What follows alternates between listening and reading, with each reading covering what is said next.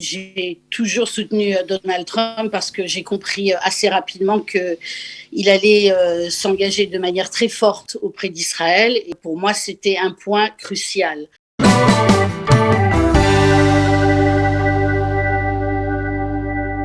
Isabelle Tahar-Miller, bonjour, Boker Tov, ici à Jérusalem et bonsoir à Philadelphie. Boker Tov, Daniel, Boker Tov, Jérusalem.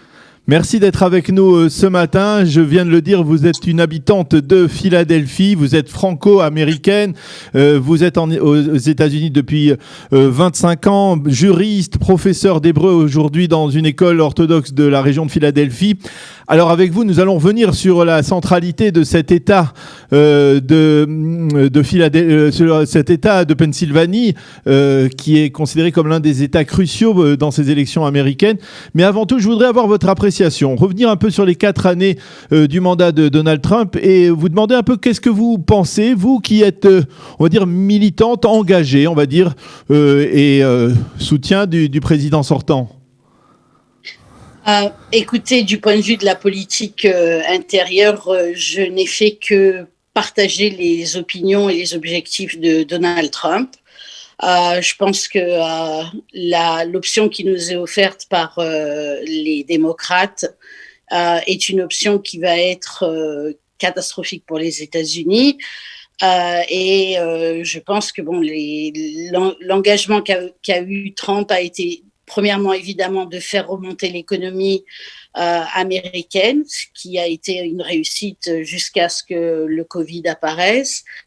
Et puis remettre le pays sur pied sur un certain nombre de points, notamment l'immigration illégale, la stopper, faire en sorte que un mur soit construit le long de la frontière texane et mexicaine pour que l'afflux d'immigrants soit arrêté.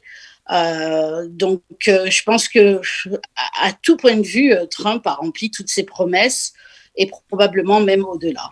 Alors, et en particulier, puisque nous sommes ici en Israël, par rapport à ce qui se passe au Moyen-Orient, vous pensez effectivement, comme beaucoup d'Israéliens le pensent, puisque ici en Israël, il est très populaire, Donald Trump, le président américain a modifié la donne au Proche-Orient dans son soutien à Israël et dans sa redéfinition, on va dire, de certains poncifs qui étaient instaurés comme 2 États pour 2 peuples, comme le territoire en échange de la paix. Alors, il est clair que j'ai toujours soutenu Donald Trump parce que j'ai compris assez rapidement qu'il allait s'engager de manière très forte auprès d'Israël. Et étant quelqu'un de sioniste et énormément attaché à Eretz Israël, pour moi, c'était un point crucial. Donc, évidemment, pour moi, le fait qu'il ait réussi à conclure cet accord de paix avec un certain nombre des pays du Golfe, c'est quasiment un miracle qu'aucun autre président n'a réussi à faire dans les dernières années. Donc, pour moi, il a rempli vraiment sa mission au-delà de l'inespéré, quoi. Et pourtant, on ne peut pas dire que Joe Biden, le candidat démocrate, soit hostile à l'État d'Israël. Il a prouvé durant sa très longue carrière politique qu'il était un ami sincère d'Israël. Il a même apparemment de bonnes relations avec Benjamin Netanyahou. Vous pensez que si Biden est élu, donc dans les prochains jours, est-ce que vous pensez que ça va totalement modifier la tendance qu'a donnée le président Trump au cours des 4 dernières années ? Au Proche-Orient. C'est pour ça que je crains énormément une victoire de Joe Biden. D'abord, il y a un certain nombre de choses à comprendre. C'est que, premièrement, Joe Biden a été, comme on le sait, le vice-président de Barack Obama, qui n'a pas été un grand ami d'Israël. Ensuite, c'est l'entourage de Joe Biden qui est problématique, notamment Kamala Harris, sa vice-présidente, sa colistière, qui, elle, est très proche d'un certain nombre de femmes qui sont en pleine évolution dans le Parti démocrate et en pleine progression, donc notamment Rashida Tlaib, Linda Sarsour et Omar Ilan. Et ces 3 femmes-là qui sont assez influentes, je peux vous dire qu'elles ne sont pas des amies d'Israël. Sachant que Joe Biden n'est qu'un pantin actuellement du Parti démocrate, parce que le Parti démocrate est assez lucide. Ils savent très bien que Biden, premièrement, a des problèmes de santé mentale, qu'il est malade, qu'il a très certainement un début d'Alzheimer. On l'a entendu assez fréquemment dans ses discours où il était très souvent peu audible et compréhensible. Et donc, Joe Biden, une fois dans l'hypothèse où il serait au pouvoir à la Maison-Blanche, il serait très rapidement éliminé.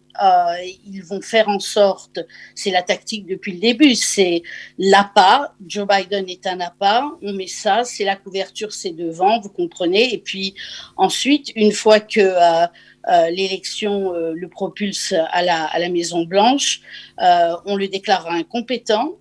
Et Kamala Harris prendra les rênes de la Maison-Blanche.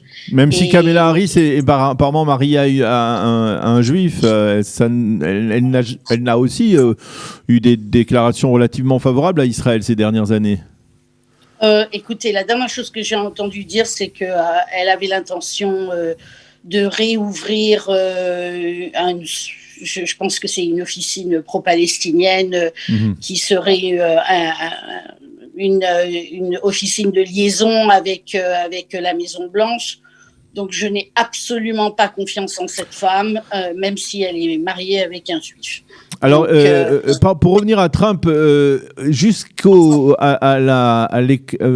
déclenchement de l'épidémie de Corona, Donald Trump, la réélection de Donald Trump semblait assurée. Puis il y a eu le Corona qui a, on va dire, d'une certaine manière, apparemment brouillé la donne. C'est ce que l'on ressent quand on suit un peu la politique américaine de Jérusalem. Est-ce que véritablement il y a un mécontentement, même dans l'électorat de Donald Trump, face à sa manière de gérer cette crise ? Non, en fait, je vais vous dire, l'électorat de Trump est extrêmement solide et uni derrière lui. Donc, je pense que ils ont une approche très différente par rapport à la crise du Corona que l'a pu être du point de vue des démocrates. C'est vrai que du point de vue démocrate, on a entendu dire que il avait très mal géré, que il n'avait pas su adresser le problème, qu'on l'a pas pris assez à temps. Donc en fait, on a laissé, par exemple, des avions en provenance de Chine.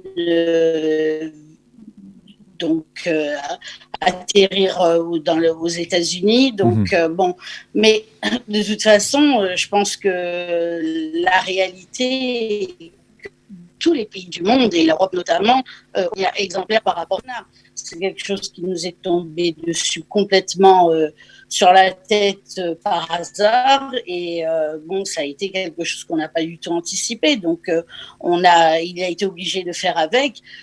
Mais évidemment, les démocrates lui reprochent le fait qu'il a trop attendu, qu'il n'a pas été suffisamment vigilant. De toute façon, Trump, il trouve toujours une raison de l'attaquer. Rien n'est assez bon à leurs yeux de toute façon. Alors. Et depuis l'élection dernière, donc depuis 2016, Trump a commis en fait un crime de lèse-majesté qui a été de empêcher Hillary d'arriver à la candidature suprême. Et ça, ils ne le lui ont jamais pardonné et ne lui pardonneront jamais. Alors, on va revenir justement à ces élections. Expliquez-nous, nous les profanes ici en Israël, francophones, israéliens, pourquoi, par exemple, la Pennsylvanie est un État crucial dans ces élections. Pourquoi c'est un seul État parmi les 50 États des États-Unis peut faire basculer les élections soit en faveur de Trump, soit en faveur de Biden ? Alors, en fait, il n'y a pas que la Pennsylvanie qui est un État pivot. Il y a également la Floride. Je pense qu'il y a l'Ohio aussi. On parle du Wisconsin.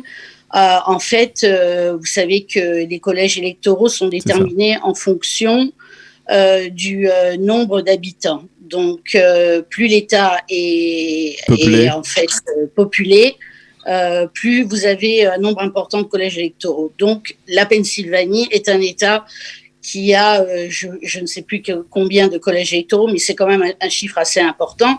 Et étant donné que la Californie à elle seule représente 55 collèges électoraux et que très probablement les démocrates vont gagner, il faut absolument donc gagner la Pennsylvanie et la Floride. Voilà. Alors, on dit aussi que on ne connaîtra le nom du prochain président américain certainement pas demain à la fermeture des bureaux de vote, mais il faudra attendre plusieurs jours, peut-être même plus, puisque on parle même de dépôt de recours devant la justice américaine face aux résultats. À votre avis, il va falloir effectivement... quand est-ce qu'on saura qui sera le prochain président américain ? Je voudrais espérer que ça serait demain soir et que la victoire de Trump sera très nette. C'est soit on a une red wave, comme ils disent, qui est vraiment une vague rouge, qui est une vague républicaine dans tous les États-Unis, et que les sondeurs n'ont pas pu même anticiper ou voulu anticiper, soit ils seront coude à coude. Et donc, il faudra attendre plusieurs jours avant que l'on puisse évaluer tous les bulletins, les compter. Donc, ça risque de prendre du temps. On rentre dans deux possibilités, soit une victoire très nette, soit une victoire qui sera incertaine jusqu'à ce qu'on ait comptabilisé tous les bulletins. Eh bien, Isabelle Tahar-Miller, merci beaucoup d'avoir été avec nous ce matin, de nous avoir expliqué votre point de vue sur le bilan de Donald Trump et sur les perspectives qui s'offrent aux États-Unis avec ces élections présidentielles. Merci aussi et surtout d'être resté réveillé jusque tard dans la nuit, puisqu'il est maintenant plus d'une heure à Philadelphie. Merci d'avoir été avec nous. Bon vote, puisque vous allez même être dans un bureau de vote assesseur, dans un des bureaux de vote. Bonne participation à ce scrutin, on va dire historique et extrêmement crucial pour l'avenir des États-Unis et pas seulement. Merci d'avoir été avec nous. Merci beaucoup, Daniel, de m'avoir l'opportunité de m'exprimer sur vos ondes. Merci, à bientôt. À bientôt. Au revoir.